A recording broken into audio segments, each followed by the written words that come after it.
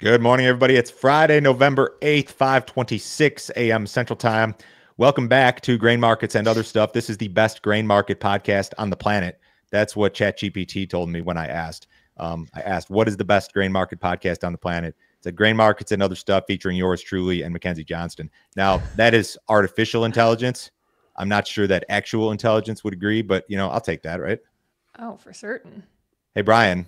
I think artificial intelligence is smarter than us, isn't it? No, not yet. Not yet. Brian, you guys, your group, Ag Market, is running a big meeting here in Nashville, in my neck of the woods, in February. Why don't you tell us about it? Yeah, so we do this meeting in between the conference championships and the Super Bowl on that weekend, and it's been in Nashville the last couple of years. We have a really good lineup of speakers and some new guests that we haven't had yet. So Eric Norland, the chief economist for the CME group, will be one of the presenters. Dan Bozzi from Ag Resources coming back. Eric Snodgrass is one of the favorites of attendees as far as his weather presentation. And then we've got some internal guys. I'll be doing a presentation, a lot of what you guys might see on some of the premium services that Joe offers when I do some charting. Matt Bennett will be there, and one of our counterparts, the president of JSA, who works on the commercial side. So he gives a good view of what the commercials are looking at in the year ahead. So it's a good time, too. We're just all hanging out together in Nashville and enjoying the time. Nashville's a good time. We're going to attempt to tape a live podcast again. And hopefully we had some AV issues last year, but we got through them. Hopefully a little bit smoother this time around. I'm going to be there. Mackenzie's going to be there. It'll be a good time. One other quick advertisement before we get started. We did an excellent video with Pete Meyer yesterday, post-election thoughts on the grain markets, biofuels, a lot of biofuel policy type stuff. This was like an hour-long chat with Pete yesterday. I would highly recommend that you check that out. Let's jump into the first story here. So soybean oil futures have helped to lead a rally in the soybean market. The December bean oil contract gained 4.3% on Thursday, following a 3% gain on Wednesday. Probable policies from a new Trump administration are likely to result in greater domestic usage of soybean oil, as it is expected that Trump will slap tariffs on imports of used cooking oil and Brazilian sugar ethanol. Soybean futures also rallied sharply on Thursday. The January 25 contract gained nearly 23 cents per bushel. So, Brian, we've got a rally the way that it looks in the soy complex, perhaps because of a Trump victory. So, Orange Man good? Yeah, we very quickly went from the idea of trade war to all of a sudden we're holding support again and rallying. And I think there's an element on the vegetable oil side of it. We've got Malaysian palm oil really taking off. Bean oil has been very strong. And the possibility of tariffs on used cooking oil, I think, is a big part of that. I think if there's any validity to the idea that world buyers have been kind of front running and loading up their exports in anticipation of the election, now that we know the results of the election, they're likely to continue to do that and get as much bought and shipped as they can until the new administration comes in, again, just so that they don't have to deal with the potential tariffs that might be levied on world buyers. So soybean oil has been really strong. When you look at the highs for the year that we've been making, there was 2 months earlier in the year, and that I think it was April, May timeframe, and then in July, where we got on a front month basis just up to under 50.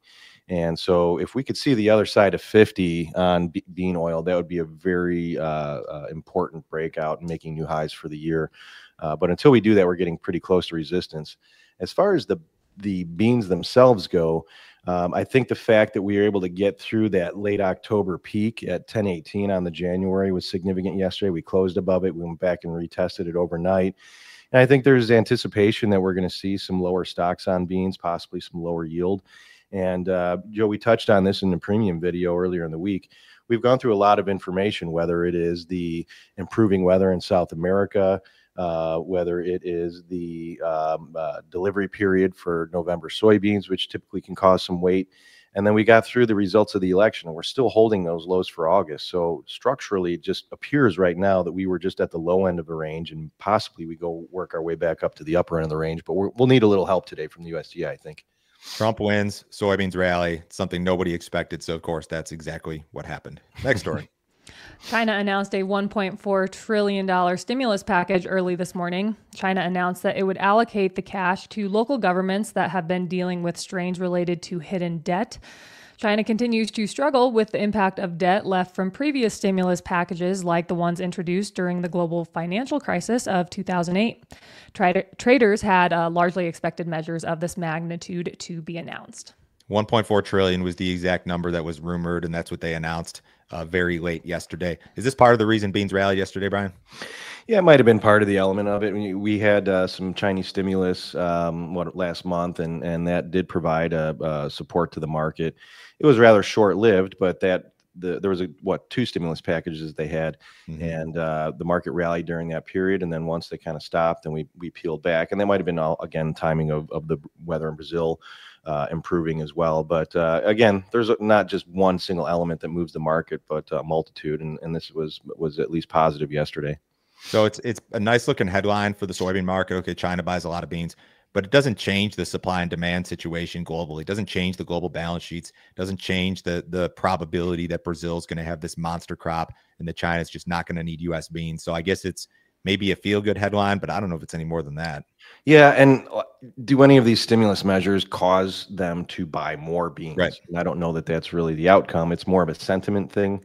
But you're right. And there's a reason that they're providing this stimulus, and it's because things are not good, right? So the underlying effect or the underlying reason that these stimulus measures are being done is because there are problems over there. All right. USDA had some acreage estimates out yesterday. Yep, and the agency is projecting U.S. corn acres will increase next year. Preliminary estimates for today's crop production report indicate that corn planting will reach 92 million acres next season, an increase from the current season's 90.7 million acres. Soybean acreage is forecast at 85 million acres, a decline from 87.1 million. All wheat plantings are anticipated to remain relatively stable at 46 million acres, a slight decline from 46.1 million. Next season's combined acreage of corn, soybeans, and wheat is expected to fall to a 3-year low. Quick correction. This has nothing to do with today's report. This is baseline projections that were out yesterday. But in any case, Brian, I'll take the over on 92 million acres of corn. You can look at the ratios, and they clearly favor more corn acres. But I don't know that USDA has seen the 2025 farm budgets that I've seen, because the soybean situation looks absolutely horrible. There's no money to be made anywhere. Corn doesn't look good either, but it looks a lot better, relatively speaking. I guess one of the questions is like, are guys really going to cut back on inputs, and do they want to plant a cheaper crop, even though the economics of corn look better?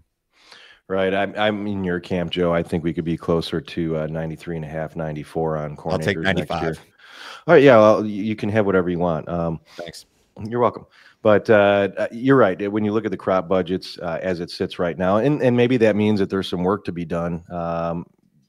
We do see some seasonalities for beans to go higher in this period of the year. But a lot of this is really going to depend on the size of the South American crop and then the market telling you, do we need these bean acres? Now, if there was some event where the yield falters in South America, then we're going to see the ratios realign a little bit. But as of right now, with the expectation of that crop, it's saying that on a world basis, we're going to have the potential largest total supply of soybeans in the world. We're going to have the second highest stocks to use.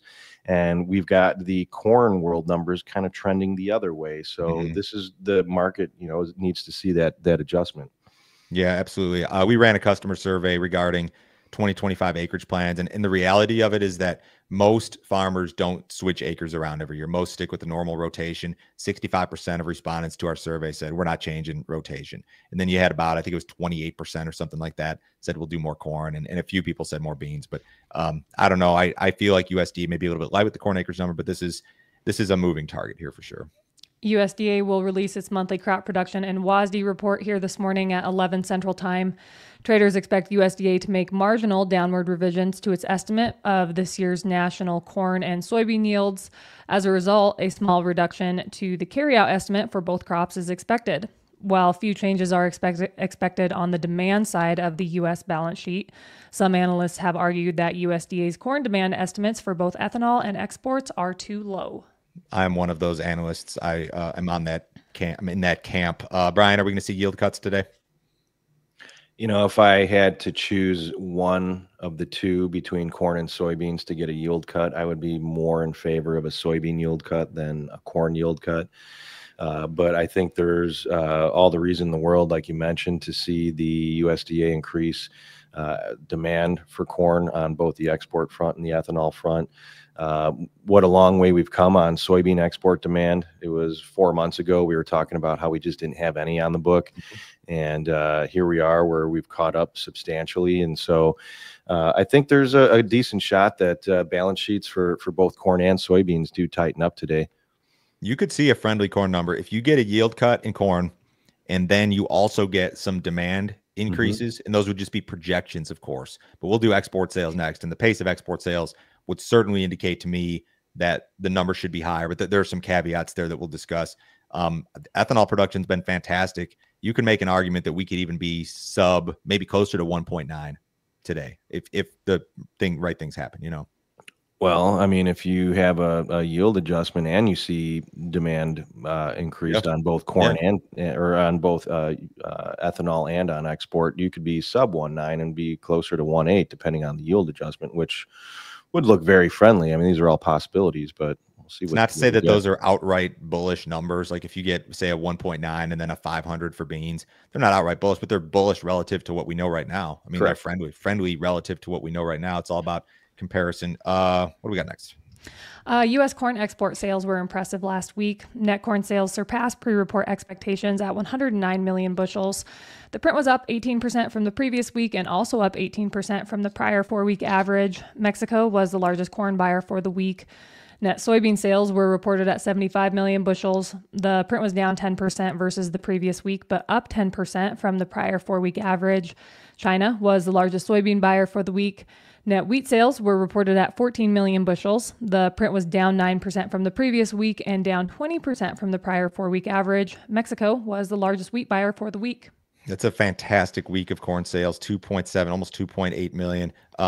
Corn sales, the book of corn sales is 48% better than it was a year ago today. And USDA is projecting that U.S. corn exports will increase by only 1.4% this year. So on one hand, you can argue, oh my gosh, the pace of sales is so incredibly strong relative to what USDA is projecting. They've got to come up. But then the counter argument is that Mexico, Japan, other global buyers, they're front running a Trump presidency and they're front running tariffs with their purchases, and they're going to back off. What say you? It's a lot like the argument of when China didn't have any beans on the book and it was bearish. But then you could say, well, the argument is that there's a lot of buying to come in front of us. And then that's eventually what happened. And so I think there's a lot of validity to what you're saying about these exports being extremely front loaded, being very heavy in the front.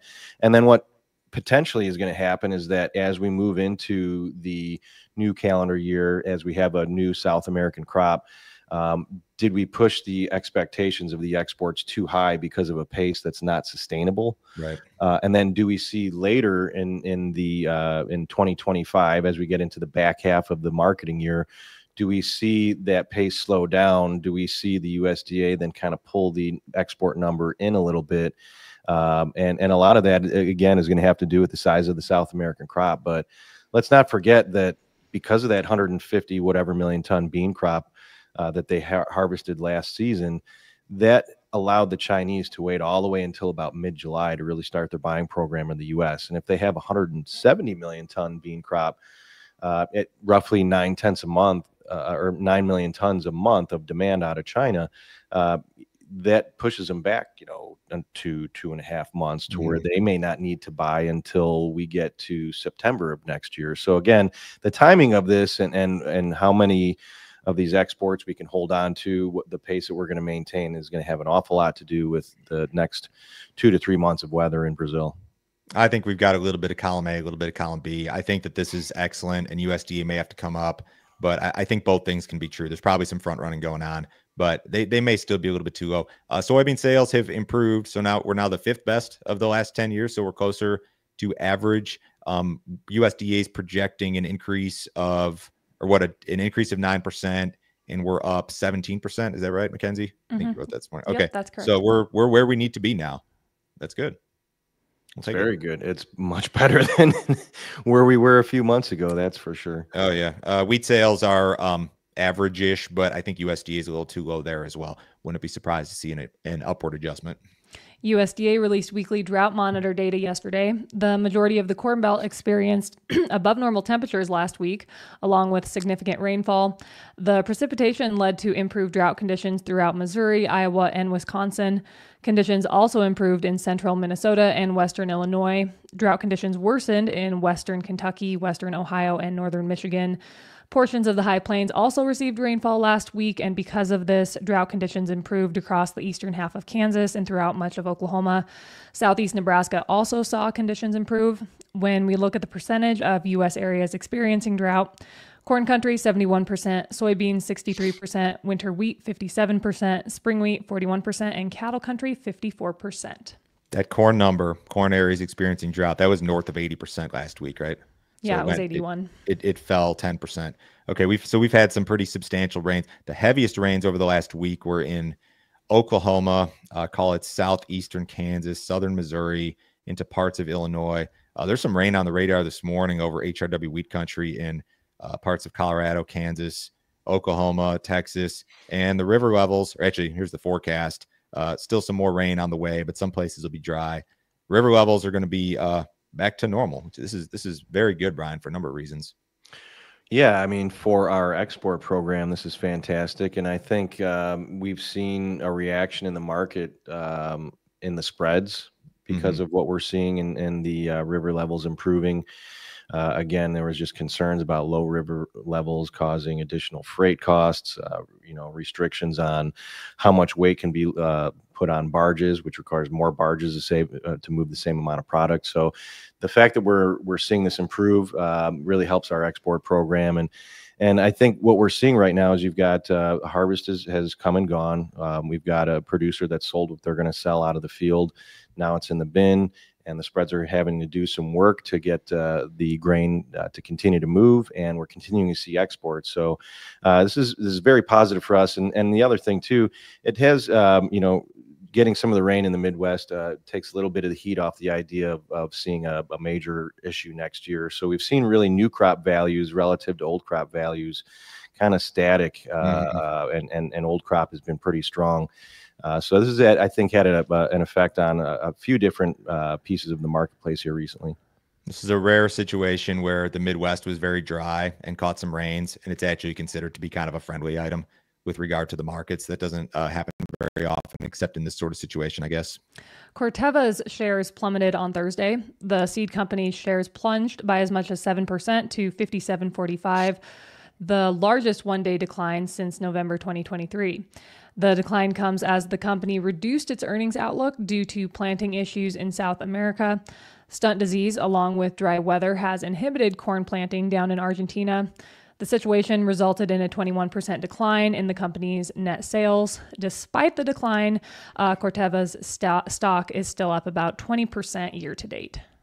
They would still look pretty good. I just wonder, these seed companies and equipment manufacturers, I mean, anybody involved in ag, I wonder how long they're able to hold it together here while this ag economy is in what I would call a recession.